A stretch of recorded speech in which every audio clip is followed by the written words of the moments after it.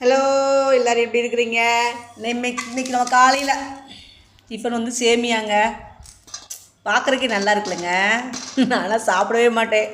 இருந்தாலும் இந்த மாதிரி சாப்பிட்றதுக்கு இங்கே மதுரையை பார்த்துக்கு நல்லா தாங்க இருக்குது. எது சாப்பிட்டாலும் சூப்பராக செஞ்சுருக்கு, நல்லா இருக்குதுங்க.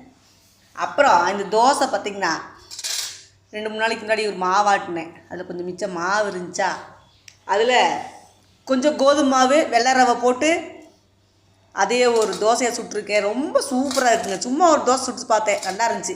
இப்போ அதவே மிச்சமாகவே ட்ரை பண்ணிட்டேங்க.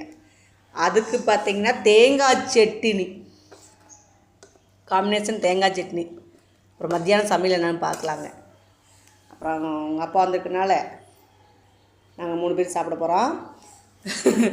ஒரு அம்மா வர்றக்குள்ளே இந்த வெங்காயத்தை எல்லாம் அள்ளி வைக்கணும். மழை வேறு பயங்கரமாக பெஞ்சிட்ருக்குங்க.